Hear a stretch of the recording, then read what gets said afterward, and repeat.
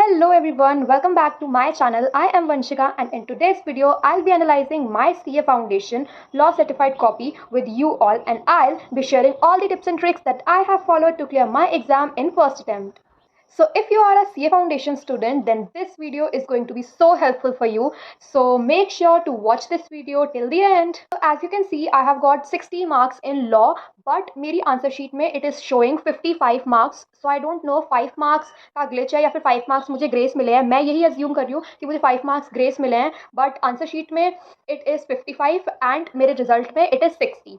Before analyzing my answer sheet, I have one point to clarify. That is, you have to cover 100% of your syllabus. Like मैंने 100% syllabus cover किया था, उसके बाद मैंने अपने exam में 100% attempt किया था, उसके बाद जाके मेरे 60 मार्क्स आए हैं. तो ऐसा बिल्कुल मत सोचना कि बॉर्डर लाइन तक पढ़ेंगे, सिर्फ 40-50% पढ़ेंगे और 40 मार्क्स आ जाएंगे. बिल्कुल भी 40 मार्क्स नहीं आएंगे, 20-30 से ऊपर आएंगे ही नहीं और आप बहुत बुरी तरीके से फेल हो जाओगे. अगर आपके पास कम टाइम है तो आप इंपॉर्टेंट चैप्टर्स और इंपॉर्टेंट टॉपिक्स को प्रेफरेंस दे सकते हो और तब भी 70-80% ट्राई करना कि आपका सिलेबस कंप्लीट हो जाए. अदरवाइज तो यू हैव टू डू 100%. अगर कुछ बहुत ही ऐसा है जो आपको नहीं समझ आ रहा है, सिर्फ तभी छोड़ना, वरना कुछ भी छोड़ना मत, क्योंकि लॉ के एग्जाम में 100% का टारगेट रखोगे तभी जाके 40, 50 या 60 में मार्क्स आएंगे. स्टार्ट करते हैं क्वेश्चन नंबर 1 से. Question number 1 was compulsory question and इसमें मुझे मिले हैं 12 marks out of 20. Question number 1 का ए पार्ट में मुझे मिले हैं 5 मार्क्स आउट ऑफ 7, जो कि काफ़ी अच्छे हैं, क्योंकि ऐसा बोला जाता है कि आईसीआई मार्क्स नहीं देता है,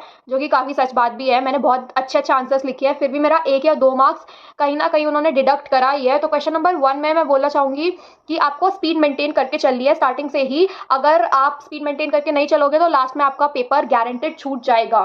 second point is hand writing आपकी बहुत ज़्यादा सुंदर भी नहीं होनी चाहिए, बट बहुत ज़्यादा गंदी भी नहीं होनी चाहिए. मेरी hand writing is okay and उधर आपको ये ध्यान रखना है कि आपको स्पेस देना है. मैंने एक लाइन छोड़ी है हर आंसर के बाद, मैंने कंक्लूजन से पहले एक लाइन छोड़ी है, गिवन केस से पहले एक लाइन छोड़ी है. सो आपको बेसिकली लाइंस छोड़नी है ताकि आपका काम जो है वो नीट एंड क्लीन लगे.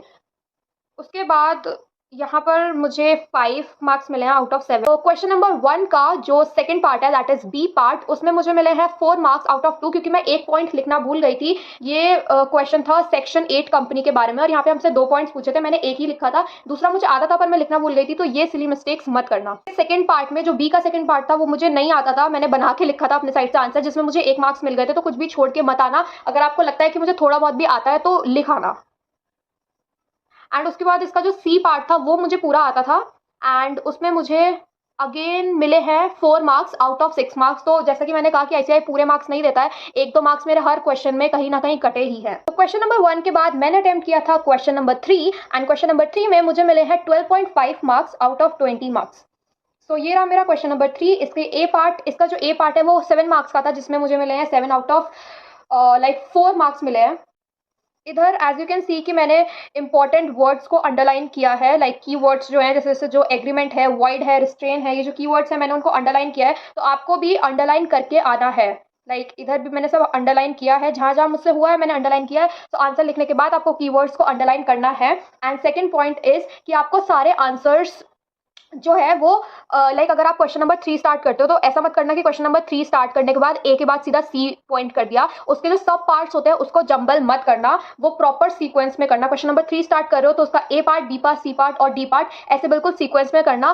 सब पार्ट्स को जंबल मत करना, क्योंकि वो फिर एग्जामिनर के लिए बहुत ज़्यादा हार्ड हो जाएगा चेक करना कि आपने कौन सा क्वेश्चन कहाँ किया है, और फिर उसका दिमाग खराब हो जाएगा तो वो आपको मार्क्स नहीं देगा. उसके बाद मैंने अटेम्प्ट किया था क्वेश्चन नंबर 4 एंड इसमें मुझे मिले 6.5 मार्क्स आउट ऑफ 20, क्योंकि इसमें एक क्वेश्चन मेरा पूरा गलत हो गया था, जो कि मैं अभी दिखाती हूँ. सो या क्वेश्चन नंबर 4 का जो ए पार्ट है उसमें मुझे मिला है 3.5 मार्क्स आउट ऑफ 7, जो कि इंडियन कॉन्ट्रैक्ट एक्ट का था, जॉइंट प्रोमिसर का क्वेश्चन था. सो इसमें मुझे 3.5 मार्क्स मिले हैं एंड आई गेस मैंने इसमें कम लिखा है, क्योंकि ये 7 मार्क्स का क्वेश्चन था एंड 7 मार्क्स के अकॉर्डिंग मैंने इसमें काफ़ी कम लिखा है, इसीलिए मुझे कम मार्क्स मिले हैं. अगर मैं ज़्यादा लिखती तो मुझे ज़्यादा मार्क्स मिलते. तो ये मिस्टेक आप मत करना. अगर आपको आता है तो लिख के आना अच्छे से. 7 मार्क्स का क्वेश्चन था तो उसमें मुझे लिखना चाहिए था, आप भी अच्छे से भर भर के लिख के आना. सो क्वेश्चन नंबर 4 का जो बी पार्ट है वो मेरा पूरा गलत था, क्योंकि और वो मैंने घर पे आके ऐसा रियलाइज किया कि ये क्वेश्चन मुझे आता था, बट मैंने जल्दी के चक्कर में क्वेश्चन गलत पढ़ लिया, इसीलिए वो मेरा पूरा गलत हो गया. और ये नेगोशिएबल इंस्ट्रूमेंट का ही क्वेश्चन था, बट ये 7 मार्क्स का क्वेश्चन था, मेरा पूरा गलत हो गया और मैंने बहुत दिल से लिखा था, but it's okay. And question number 4 के सी पार्ट में मुझे मिले हैं 3 मार्क्स, और ये था चैप्टर नंबर 1 से, रेगुलेटरी फ्रेमवर्क से। उसके बाद मैंने क्वेश्चन नंबर 5 अटेम्प्ट किया था, एंड क्वेश्चन नंबर 5 में मुझे मिले हैं 13.5 मार्क्स आउट ऑफ 20। एंड यहाँ पर मैं बताना चाहूँगी कि सेक्शन नंबर्स अगर आपको याद है तभी लिख के आना, अगर आपको सेक्शन नंबर्स याद नहीं है तो गलत बिल्कुल मत लिख के आना। मेरी पूरी आंसर शीट में मैंने शायद 1 या 2 सेक्शन नंबर लिखे होंगे, उससे ज़्यादा नहीं लिखे होंगे। अगर आपको याद है तभी लिख के आना, गलत मत लिख के आना। एंड या अगर आप सेक्शन नंबर लिख के आओगे तो उससे इम्प्रेशन तो अच्छा पड़ेगा ही, बट आई गेस फाउंडेशन के हिसाब से काफ़ी ज़्यादा हार्ड हो जाता है सेक्शन नंबर्स को रिमेंबर करना। इसीलिए अगर आप नहीं भी याद करोगे और नहीं भी लिख के आओगे तो चलेगा, अगर आपका आंसर सही है तो। 5 का जो ए पार्ट है, ए में भी जो पहला सब पार्ट है वो 4 मार्क्स का था, एंड 4 में से मुझे सिर्फ 2 मार्क्स मिले हैं।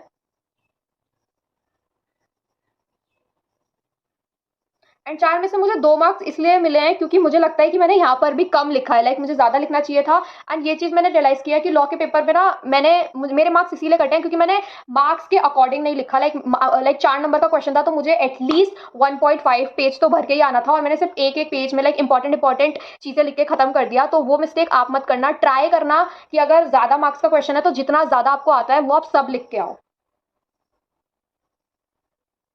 तो ये क्वेश्चन नंबर 5 का ए पार्ट का फर्स्ट पार्ट था। उसके बाद ये सेकंड पार्ट था। सेकंड पार्ट 3 मार्क्स का था और उसमें मुझे 2 मार्क्स मिले हैं क्योंकि मैंने बिल्कुल सही सही प्रोविजन लिखा है, उसके बाद केस भी लिखा है, एंड देन मैंने कंक्लूजन भी लिखा है।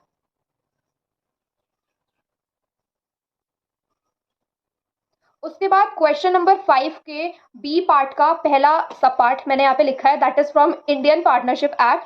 और ये काफ़ी इजी क्वेश्चन था, पार्टनर्स बाय होल्डिंग आउट और नॉमिनल पार्टनर का क्वेश्चन था। तो ऐसे डायरेक्ट क्वेश्चन भी एग्जाम में आएंगे, तो ऐसा मत सोचना कि सारे ही केस स्टडी आएंगे। दोबारा बोल रही हूँ मैं, तो हम थ्योरी जो है वो अच्छे से रट के जाना, यही बात है, रटना ही पड़ेगा आपको लॉ में, और कोई तो ऑप्शन है नहीं, तो अच्छे से रट के जाना एंड लॉ में पास हो जाओगे। इतना मुश्किल भी नहीं है लॉ में पास होना, हाँ एग्जेम्पशन लाना, 75 प्लस लाना, 80 प्लस लाना वो बहुत मुश्किल है, बट पास होना इज इजी, 40 मार्क्स लाना इज इजी। तो ये बी पार्ट था, एंड देन बी का सेकेंड पार्ट भी इधर है। तो बी के सेकेंड पार्ट 3 मार्क्स का था, एंड 3 में से मुझे सिर्फ 1.5 मार्क्स ही मिला है। दैट इज बिकॉज मैंने ये पॉइंट्स लिख दिए थे एंड मैंने इनको एक्सप्लेन नहीं किया था, क्योंकि मुझे लगा था 3 ही मार्क्स का क्वेश्चन है तो क्या एक्सप्लेन करना है, बट ऐसा बिल्कुल नहीं था। 3 मार्क्स काफ़ी ज़्यादा होता है, अब मुझे रियलाइज हुआ है। एंड इसके जैसे मैंने पॉइंट्स लिखे हैं, इंसेंटिव ऑफ एनी पार्टनर, ये सारे पॉइंट्स हैं। जैसे कि मैंने कॉन्टिन्यूअस लॉसेस लिखा है तो मुझे उसके अंदर भी 1-2 लाइन एक्सप्लेन करके आनी थी। ये मिस्टेक आप मत करना, कोई भी आंसर लिखोगे तो उसमें एक्सप्लेन करके आना, 1-2 लाइन तो एक्सप्लेन कर ही देना। उसके बाद इसका सी पार्ट था। ओके, सो सी पार्ट में 6 मार्क्स का क्वेश्चन था जिसमें से मुझे 5 मार्क्स मिले। बहुत बड़ी बात है भाई, 6 में से 5 नंबर मिलना, क्योंकि पूरे नंबर आईसीआई देता ही नहीं है। और ये दोबारा से डायरेक्ट क्वेश्चन। बाद मैंने अपना लास्ट क्वेश्चन अटेम्प्ट किया था विच वॉज क्वेश्चन नंबर 6, जिसमें मुझे मिले हैं 10.5 मार्क्स आउट ऑफ 20। सो मेरे को सो क्वेश्चन नंबर 6 का जो ए पार्ट था, उसका जो फर्स्ट सब पार्ट था, उसमें मुझे मिला है 1.5 मार्क्स आउट ऑफ 4। तो मैं बताती हूँ कि मेरी गलती कहाँ हुई है।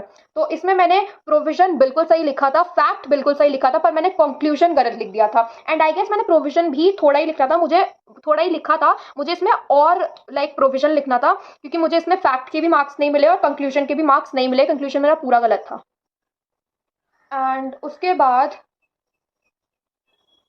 बाद क्वेश्चन नंबर 6 का ए का जो सेकेंड सब पार्ट था, उसमें भी मेरा कंक्लूजन गलत था। आई डोंट नो इधर क्या हुआ था। हाँ, ये काफ़ी ट्रिकी क्वेश्चन था, तो इसीलिए इसमें मेरा कंक्लूजन गलत था। इसीलिए यहाँ पर भी मुझे 3 में से सिर्फ 1 नंबर मिला है, और वो 1 नंबर मुझे प्रोविजन का मिला है क्योंकि मैंने प्रोविजन सही लिखा है। उसके बाद आ जाते हैं क्वेश्चन नंबर 6 के बी पार्ट पे। एंड क्वेश्चन नंबर 6 का बी पार्ट 6 मार्क्स का था, जिसमें मुझे 3.5 मार्क्स मिले हैं, जो कि अगेन इंडियन कॉन्ट्रैक्ट एक्ट का क्वेश्चन था। इसमें भी मुझे लगता है कि मुझे कम मार्क्स इसलिए मिले हैं क्योंकि मैंने कम एक्सप्लेन किया है। मुझे इसे और ज़्यादा एक्सप्लेन करना था, क्योंकि ये 6 मार्क्स का क्वेश्चन था एंड मैंने सिर्फ 1 पेज एक्सप्लेन किया था, और मुझे अब रियलाइज़ हो रहा है कि मैं बहुत कम लिख के आई हूँ। एंड उसके बाद क्वेश्चन नंबर 6 का last part, that is C, उसमें मुझे मिले हैं 4.5 मार्क्स आउट ऑफ 7, और मैंने सब कुछ सही लिखा है, बट अगेन मैंने कम लिखा है। यहाँ पर मैंने 2.5 पेजेस तो भरे ही है, बट स्टिल 7 मार्क्स के अकॉर्डिंग मैंने कम लिखा है। एंड आई गेस 1-2 पॉइंट मेरे यहाँ पर छूट भी गए हैं, इसीलिए मुझे 4.5 मिले हैं आउट ऑफ 7। तो that was my answer sheet. And अगर आपको मेरी आंसर शीट चाहिए होगी लाइक मिस्टेक्स वगैरह एनालाइज करने के लिए, क्योंकि मैंने क्लियरली काफ़ी मिस्टेक्स करी थी, तो मुझे इंस्टा पे मैसेज कर देना, लाइक इंस्टा पे डीएम कर देना एंड मैं आपको आंसर शीट सेंड कर दूंगी। तो अब लास्ट में मैं सारे पॉइंट्स एक बार रिपीट कर देती हूँ जो जो मैंने बोले थे। पहला पॉइंट था स्पीड मेंटेन करनी है। Second point was section number. तो सेक्शन नंबर अगर याद है तभी लिखना, अगर नहीं याद है तो गलत मत लिख के आना। उसके बाद एक चीज जो मैं भूल गई, दैट इज पैराग्राफ्स में आंसर बिल्कुल मत लिख के आना। लाइक मेरी आंसर शीट में भी मैंने सारे बुलेट पॉइंट्स बना के लिखे हैं, तो पॉइंट्स में लिख के आना, पैराग्राफ में मत लिख के आना। उसके बाद अंडरलाइन कर देना कीवर्ड्स को। मैंने भी सारे कीवर्ड्स को अंडरलाइन किया था, तो that is very important, keywords को अंडरलाइन कर देना। उसके बाद सारे सब पार्ट्स एक साथ लिखना, लाइक जंबल मत करना। एंड उसके बाद राइटिंग मैटर नहीं करती है, लेकिन जितना क्लियर आपने लिखा है वो चीज़ मैटर करती है, तो सुंदर और साफ काम करके आना। And last was proper space. तो प्रॉपर स्पेसिंग करके आना, लाइक 1-2 लाइन हर आंसर के बाद। लाइक आंसर तो न्यू पेज से ही स्टार्ट करना, बट जो सब पार्ट्स होते हैं उसमें लाइन छोड़ के आना एंड कोशिश करना कि वो भी आप न्यू पेज से ही स्टार्ट करो। So yeah, that was it for this video. If this video was helpful for you, then don't forget to like, share, comment and subscribe. And subscribe तो कर ही देना. And I'll see you in my next video. Bye bye.